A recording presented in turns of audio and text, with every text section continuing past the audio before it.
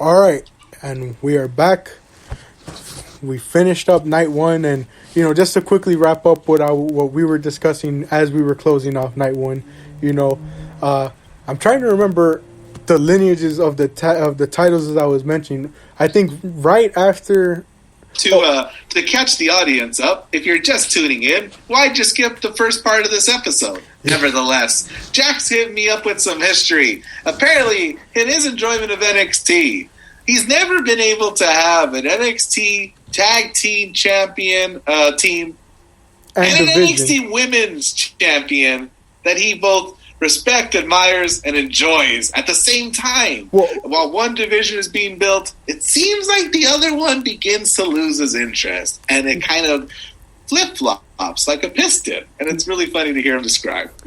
So it's more so just based off of enjoyment of the reigns and matches, but it's like, obviously I didn't think Ember was a bad champion, but the UE started taking over NXT at that time, so it was really interesting to see them running that tag division, so it kind of lost interest. And then Baszler won the title, and it was interesting for the most part, but again, not catching most of my interest. Still running with the UE, I think, at this point. And then Kyrie became women's champion. I was so excited. I thought that was going to be another point. Kyrie and the UE as the tag champions. Oh, and I think by this time, actually, I think the War Raiders had won it. So that was still another transition where I was like, okay, I'm still excited. But then they made Kyrie lose it back to Baszler. And so it was like, okay, I guess we're running with just the War Raiders from here on. And then it was like... When you say we, you mean you. And maybe your dad and your brother. But then it ran. And then War Raiders relinquished. Then the Street Profits won, and this entire time Shane has been champion, and I haven't been enjoying it that much, but again, still, have a lot of respect for these competitors. Yeah. Street Profits running, then UE, and then she finally lost it to Ripley, and I guess that was a bit of a point because you had UE and Ripley, and then it transitioned to the Cruiserweights, and then we didn't see the tag titles essentially for a year, and then Rhea lost it to Charlotte, and that was the dark period where there was no champion to look at it.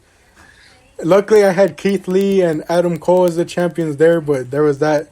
And then Io's been carrying now. Jack, they gifted you a whole new division to sort of latch onto in these gap periods.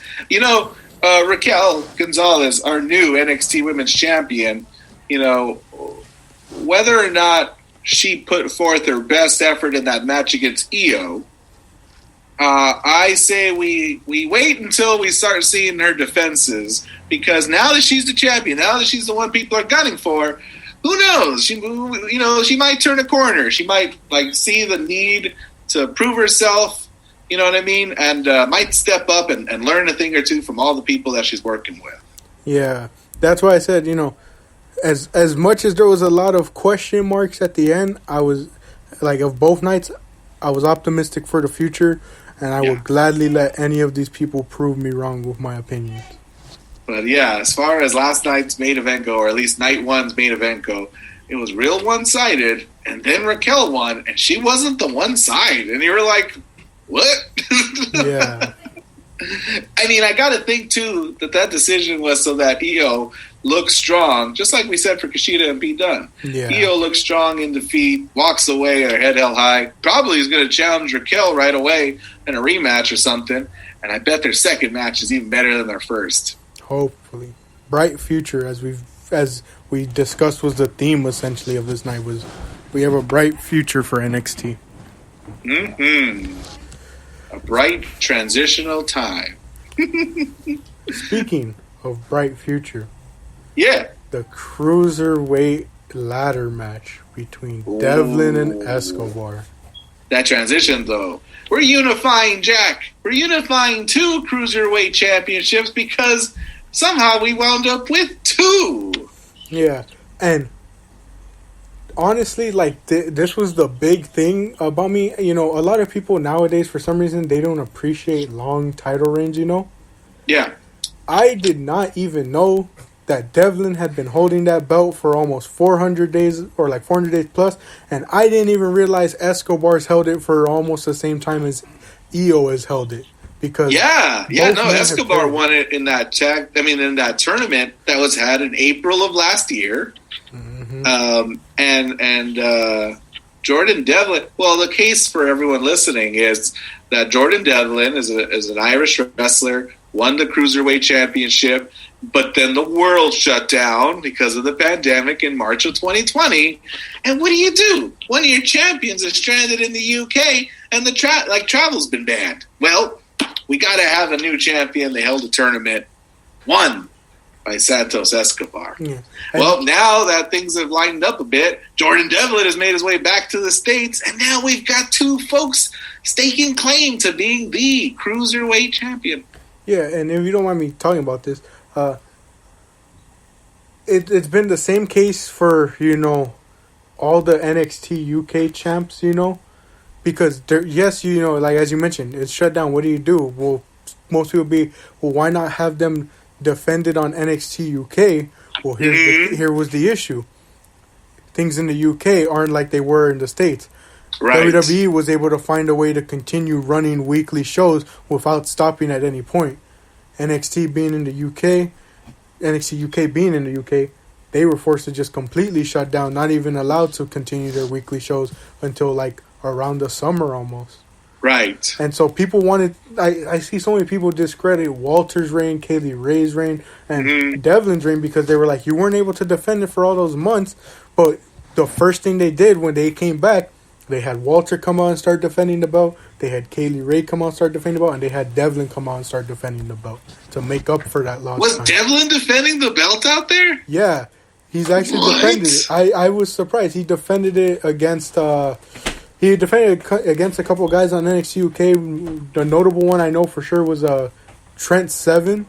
Because they did this whole storyline where he was... Real Cruiserweight Trent Seven. Well, yeah, they did this storyline where apparently he was slimming himself down to get under the 205 requirement. Yeah, that Matt Hardy 2005 storyline, right? Yeah. But so he had defended a bit, and then finally they said...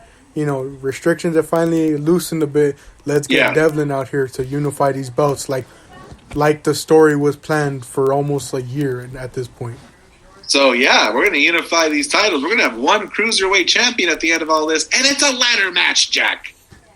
Yeah, and I'm going to be honest here. Instant classic for me. This match was just simply amazing. Tell me about your favorite parts. Oh my gosh, there was the Spanish fly that they hit. Ooh, yes. And I instantly knew, I forgot, when they had the ladder set up. And, instead of going on the other side around, instead Escobar climbs up on the front side of it, even though the logical way would be to climb up on the back side of it, but he goes up the front side, and that's when I knew... Or that's when I saw him they're not going to do this, are they? There's no way they do that off a ladder. And I see Devlin go up and start fighting him, and he climbs up and gets him into that position. I'm like, no, there's no way. And they hit that Spanish fly off it, my mind was blown. Yeah. As much as fast-paced as NXT is, this truly felt super different and truly felt what the Cruiserweight division essentially was and what its matches were supposed to feel like. Mm-hmm. And then there was also a spot with Devlin hitting a moonsault off the ladder.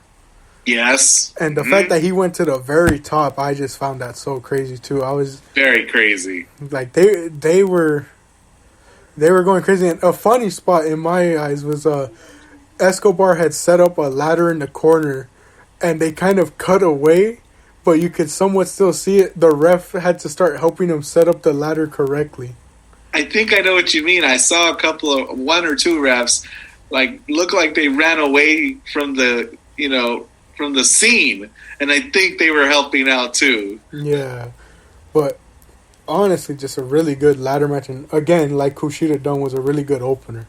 And we saw Legado de Fantasma come out and help Escobar. You know what frustrates me though? I hate when there's interference like theirs. They came out. Jordan was at the top of the ladder. Looked like he's going to win the thing. Raul Mendoza, Joaquin Wilde come out, push the ladder, knock him off. He falls to the outside. And like, what's frustrating about when they come out and do that is that it's not the finish; it's the middle. Yeah, and you're like, "Geez, Louise, what was the point of that if we had so much more to go?" Yeah, because afterwards, Escobar goes to climb the ladder, and then Devlin throws the ladder at him while he's climbing. And throws a ladder at him. Yeah. Like you throw a piece of paper at somebody, he threw a ladder at a man. Yeah. But yeah, no, it ends in a pretty neat way of, and I heard the commentators say that this had to do with sort of how they first met. You know, I think Jordan Devlin gave Escobar a nice headbutt as a greeting. So this whole thing ends in a headbutt at the top of the ladder, knocking Jordan Devlin back into that ladder that was set up by Escobar and the ref. Cracks it in two because it's wooden. And Santos Escobar is the undisputed Cruiserweight champion. Yeah, amazing showcase for the Cruiserweight division. Excited for where it goes. And I don't know, some people thought the part with him celebrating with Legado del Fantasma and Escobar's son was kind of like a face turn, but I don't know. Again, have to wait and see what happens, especially now, you forgot to mention, NXT is on Tuesday nights now, so we'll see earlier than expected. I didn't take it as a face turn, but I took it as confusing because he's a heel, and this is a very baby face thing to celebrate with your son, you know? Yeah. But you know what else he does too? Like, he took his mask off at the start of his reign, and he's like, "I'm Santos Escobar. I deny my, Lucha Libre heritage," but also he defends it and represents it very proudly. And I go, I kind of like it more that you represent it proudly. Yeah, and it's funny you mentioned that. In an interview, he had stated that his dad wasn't happy when he first showed up with the mask because he told him, "You lost it in Mexico like a couple years ago. Why are you still wearing the mask?" And it's funny you mentioned, him at the start of it when he took off the mask. He said he was denying his heritage, but in that interview, he said he told his dad he was wearing it to show off his heritage for the first part of it all. So now, like, maybe he'll wear it to the entrance ramp, take it off. I get you. It's a neat, exciting start to the evening for sure. Yep. And now we're on to the next match, the women's tag title match between Shotzi and Ember versus Candice and Indy, the female part of the way. Right. Honestly, pretty nice defense to start off, this whole lineage for the belt. Mm-hmm. Agreed. And nice they're not hot potatoing it. Yeah. A lot of people thought the way might walk out with it, but I was like, that's too much within a short amount of time. Yeah. I pegged them to win, frankly. Yeah, but Shotzi and Ember have only had it for a couple of weeks, so made more sense for them to successfully defend it. Yeah. Now, there was a bunch of, it was a nice match. The one part I mainly want to bring up, did Indy that suicide dive? Yeah, did Candice and Indy just completely forget to catch Shotzi? That looked brutal. It must be them, right? Because what happens is Shotzi Blackheart dives through the top and middle rope, and she's supposed to jump into the waiting arms of her opponents, but she said it goes right through. She threads the needle, Jack, and shoulder tackles the barricade. Yeah, and there's just a part of me that thinks that Shotzi and Kota must be related in the sense that they don't care about their necks whenever they're doing this stuff. Oof. Goodness gracious. You'd think, especially on Indy's part, because she's relatively newer, if you saw a person hurling themselves, you might flinch and move away, just on instinct. And you go, "Oops, sorry. I flinched." Yeah, but again, it was a fun match. But that's the main notable part to me, was just seeing that and going, man, at this point, with how many times Shotzi is just really aiding dirt on these dives, Yes. Someone in the back is probably telling her she's got to calm it down a bit. I mean, I would be more than happy if she scaled it back a bit. She's got her cannonball senton from the top. She's got her cannonball runs into the corner. These nice grounded arsenal of moves. We ain't got to leave our feet, let alone to the outside like that. She's like Big E. Yeah. she's like a third his size, but like it's just as terrifying. Why you got to put me through that angst, Shotzi?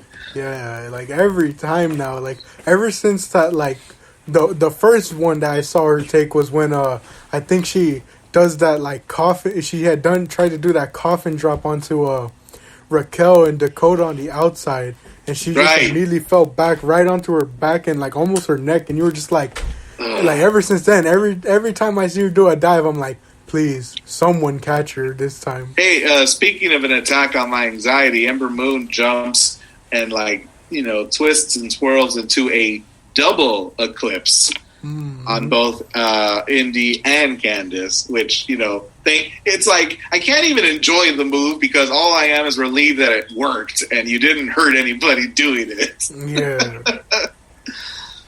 I know, but to me, no eclipse will ever scare me than the one Dakota took in War Games. Yes, on the chair. Yeah, that one was the craziest one to me, but really fun match. Glad to see them retain, and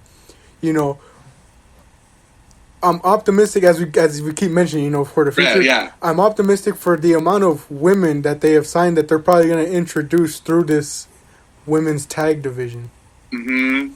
Oh. If I could say this about Ember Moon, Shotzi Blackheart, our women's tag team champions, just like I would be grateful if their like fighting style was scaled back a thing or two. I also wouldn't mind a scaling back in their wardrobe and attire because it is an assault on the senses. The whatever you would describe them wearing, they remind me of the Bar. Remember the Bar came out in aviator shades and those giant jackets with studs and patches and chains and kilts, and it was so much. They're like Jackson Pollock. They are a walking Jackson Pollock painting is a fair way to describe them. It's chaotic. Much like the next match, Gargano versus Bronson Reed for the North American title. And yeah, the winner of the Gauntlet Eliminator match the night before, Bronson Reed challenging for the NXT North American Championship. The moment I saw Austin Theory walk out of Gargano, I knew he was getting involved. I was just like, it's going to happen. And of course, he didn't get involved as much as like maybe either one of us would have thought. Yeah, he's not Gato. No, not at all. Or in my dad's case, he's not Jey Uso. That's funny. Oh, Jey Uso. Goodness, I can't wait. Jack. The right-hand man. How bad is it that you got to plaster across your shirt your role in the story? Right-hand man. But it's a quick moment, but Austin Theory at a point takes Johnny's foot and puts it on the rope for the ref to see, and he like walks away real innocently, and he walks right into the camera man that's standing there. He like makes eye contact with the cameraman as if to say, "Oh shoot!" And it was just a really funny moment that plays up his. Is it naive? Is it childish? Is it dumb? It's hard to tell what his shtick is. Yeah, but I really enjoyed the match. They really let Reed shine, and like even though I'll say it right now, I wasn't too happy with the outcome. I was at least glad that him and Gargano went out there and really gave him a good showcase. Yeah, when you told me something was grinding your gears about NXT Takeover Stand and Deliver, I thought you were going to spend 13 minutes talking about why Bronson Reed should have won this match. Well, no, but similar to how we felt at Vengeance Day with Kushida, I did think, I would have been more happy with the challenger winning and Reed beating Gargano, Ah, that's right. I forgot how upset I was that Kushida didn't win that match. And frankly, I felt the same way here.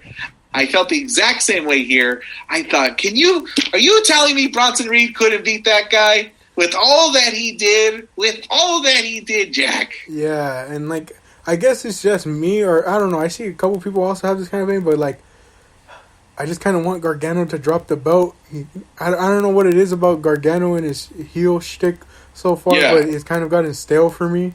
The good part of it is, he's giving a younger talent in Austin Reed more TV time and shine, But Reed really just showed out here, He sure did.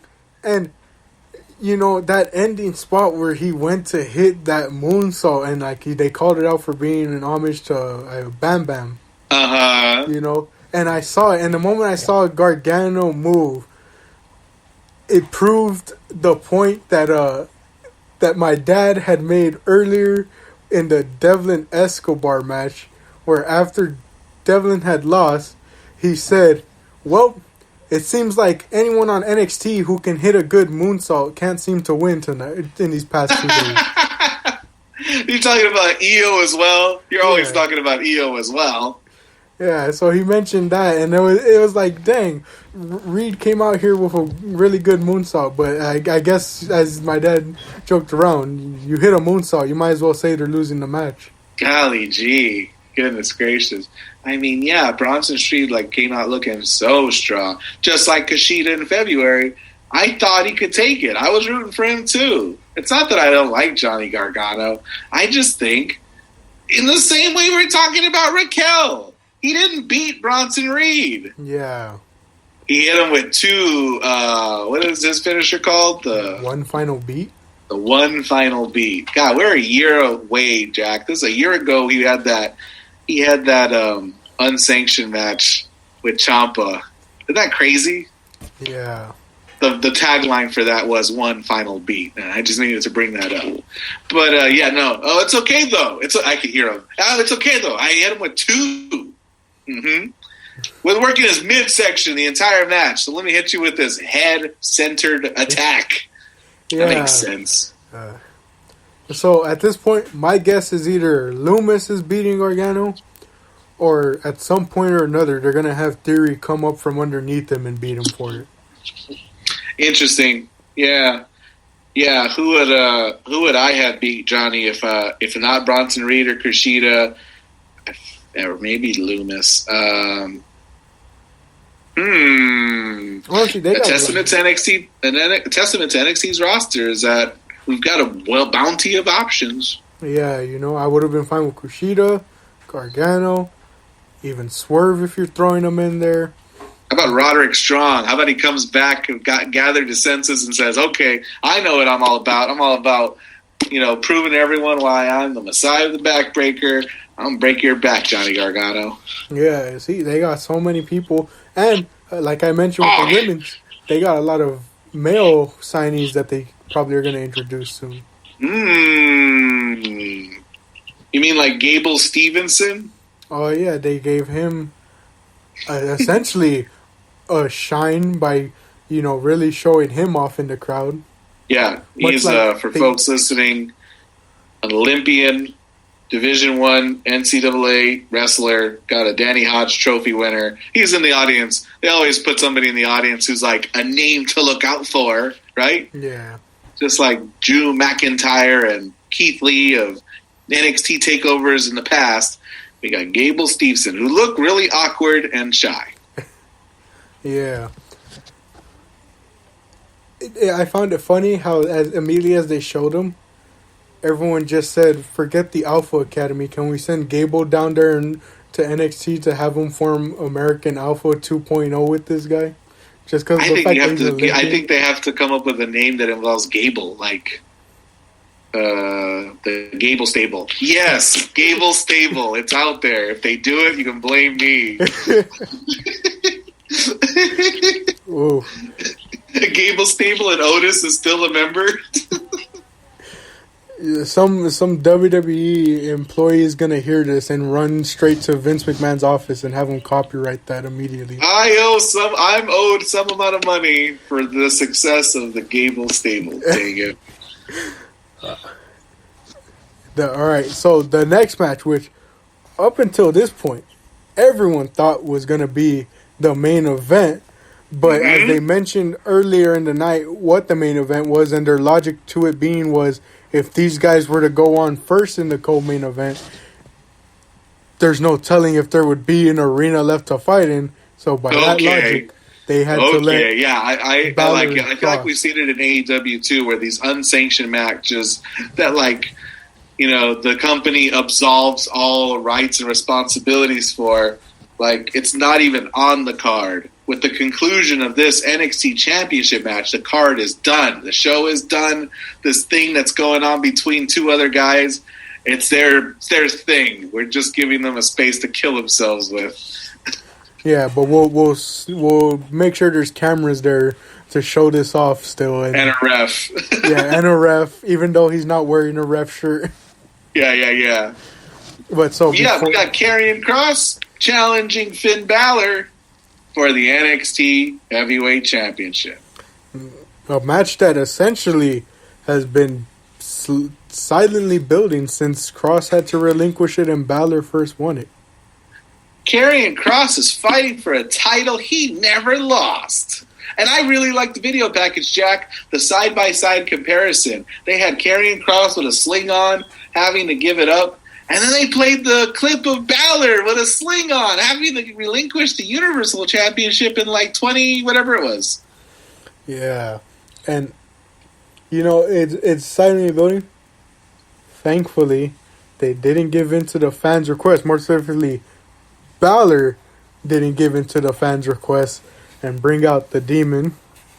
The fans are silly, and they just think because it's WrestleMania week, we got to bust out the old face paint. Yeah, and I truly appreciate Balor's, like, I don't know how to describe it, but, like, his thing, like, this almost, like, determination to truly put that in his past, you know? Yeah. To truly show, like, I'm moving on from that, you know? Yeah. I like to think, like, it's a version of Finn Balor that wants to fight as tough as the demon without the demon. Yeah. And, like, I love that he always says, like, it was a crutch for me, you know? Because, like, essentially, it was, because if Balor was ever struggling at a point, he would just bring it out, and, like, everyone knew he most likely wasn't losing, you know? And it was usually used in a lot of matches to get him that victory and get him kind of back on track, you know?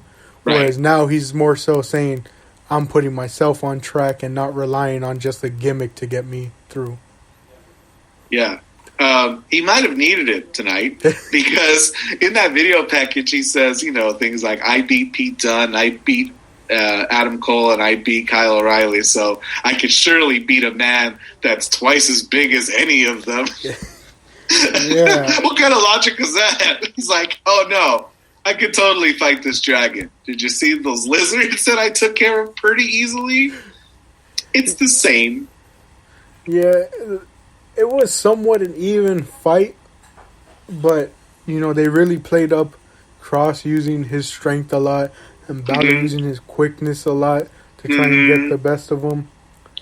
Another match where both competitors, you know, they held their own. No one came out of this looking bad.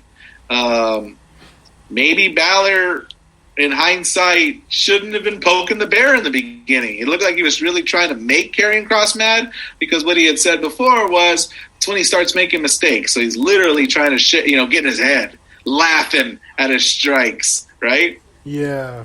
And they just really, I enjoyed, like, the pacing of it a lot. It didn't feel me too. Very slow or anything like that. You know, they continued on with a really good pace of it the entire time. I know my dad kind of felt with this match, not as harshly, but he felt like it was similar to the Io Raquel match, where he felt, for the most part, Balor got more offense in than not compared to Kross. Absolutely not. I disagree wholeheartedly. Karrion Kross was on top of Finn Balor, wailing on him with forearms to the back of the head. And then, when Finn Balor finally mustered the energy to be upright on his feet, Karrion Kross does that, tap his, that Kushida gimmick infringement, tick-tock, boom, forearm across the back of the neck, and then still hits him with the, what's it called? The Saito suplex, right? Suplex, yeah. Yeah, that's how he was putting people away in July. 1, 2, 3. I was content. This one came close to my Walter metric. Didn't hit it, then I was content. Yeah. And one of the more surprising things to me was what they brought up before when they were showing like the accolades and stuff. I did not know Balor was, I think, like 14-1 at takeovers. Yeah, I was really surprised too. I guess the one he's lost is like to what, Samoa Joe? Yeah. Wow, that's wild. Yeah, now that gives quite the rub to Karrion Kross because now he's only the second man to beat Balor. And I didn't even know Balor competed at 16 takeovers. That was I could not imagine that either. That's so wild to think about. But yeah, Karrion Kross picking up right where he left off in August. Can you imagine, Jack? Karrion Kross beat Finn Balor and Keith Lee for that title. Yeah. Oh. The only thing, this is the one I don't want to say least optimistic for. It's more so I'm more confused for, in the sense of where do we go? Because, as you mentioned, you know, guys like O'Reilly and Dunn, they're more similar to Balor's size more than not than Kross's size. So who are we throwing at him first? That's my only confusion. Who are we throwing at him first? And again, I shouldn't really like be thinking this far ahead, but I'm thinking, who's gonna beat him for it? It's an incredible question to have. Who can beat him for it? You know, Walter's going to get beat one day by like a guy who's the size of Eli Dragunov. It's the story, Jack. It's the character, and it's going to happen. Yeah, or you know, after this, Walter, after a year of the match, like being hypothesized over whether it would happen, you know, finally has that certain match that he was supposed to have against a certain Irishman that was supposed to take place in Dublin, Ireland. Jack, I never, ever voluntarily bring up my birthday. It's a thing I wish I were more comfortable with, but it's April 24th. It's happening this month, Jack. I'm only bringing it up now because I want for my birthday for Finn Balor to fight Walter. I don't know who needs to hear that, but here's what I want. It's Finn Balor versus Walter, please. A match we've been waiting for since it was announced last year. Yeah, we thought it was going to happen WrestleMania weekend 2020, huh? Yeah. Then it got pushed to October, and then it got pushed off the table. Yeah, so here's to hoping, because you still got Imperium and Walter here in the U.S. Yep. You could do it. And at this point, before we get to the main event of the night, pick one guy. Who's one guy you want to see fight Karrion Kross who could potentially beat him?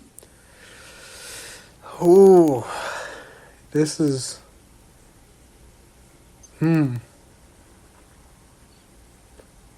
Well, I can't say Walter because I know for a fact he doesn't want to come out here, at least permanently, to the U.S., not right now. Nope. Maybe O'Reilly? I'm going to say O'Reilly, too. Because you know what? Both those guys are like judo nuts or something like that. So there's a lot to do there.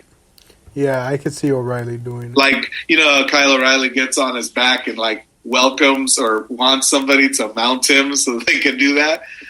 Karrion Kross take him up on that. That would be really cool. Yeah. Speaking of Kyle O'Reilly, yes, with about 11 minutes left. Perfect. O'Reilly versus Cole, unsanctioned match. We have to speak of it quickly, Jack. I know we want to get into the match, but that video package, Jack. I was about to say the same thing. You brought up Kross Balor. To me, it felt like a movie trailer with how good it felt the video more like was. It was more than a movie. It was like, I don't know what it was, Jack, because in the middle of it, it starts raining. Like the Dark Knight Rises poster. It was like, these events definitely happen indoors. They digitally added rain? But, oh my gosh, that video package. I saw it and I was like, yeah, there's a reason they're rewarding these two men with the main event of night 2. Yeah, no, for sure. My favorite part of the package is the rain, but my second favorite package is how it ends. It's the Shock the System logo that turns into the word unsanctioned. Yeah. And you bring up the Undisputed Era logo. Both men finally have new themes, and we say goodbye to the Shock the System theme song. Yeah, that Rage Against the Machine song. Yeah. Jack, what are your thoughts on the new songs? Out of the two, I think I liked O'Reilly's a bit more, but similar to when we saw Keith Lee's debut, they feel a bit more of a WWE 2K generic superstar, insert random number here. My thought exactly about O'Reilly's was, that sounds like the song you use until you earn enough credit to get the other song. Until you unlock a better song. Yeah, and the guy has the audacity, Jack, the audacity to be walking around with a Misfits shirt or a Metallica shirt, and he's out there with that? Goodness gracious. Yeah. Goodness gracious. I guess Adam Cole's is obviously Adam Cole's is gonna look worse in comparison to his previous one because he's had that since he's arrived. Yeah, and I think it sounds the most like the Shock the System song, which is why I think I preferred it. Like it's like a knockoff of it. Yeah, I don't know why he couldn't just keep it. It sounds like the SoundCloud version of it. That's funny. That's really funny. But we got two guys who are ready to just hurt each other something fierce, so much so that at the start of the match, that's not a match, it's unsanctioned, there's a line of security guards blocking the two of them from one another until they officially start. Yeah, and they lived up to the hype of this match that built. Like, honestly. You know, it's definitely a match that I wasn't into until about halfway through. Yeah. I kind of got into it more about halfway through. Yeah, I felt the same. They kind of took a bit to really get it going. Yeah. But when they got it going, there was no slowing down from there. What are your favorite moments from it?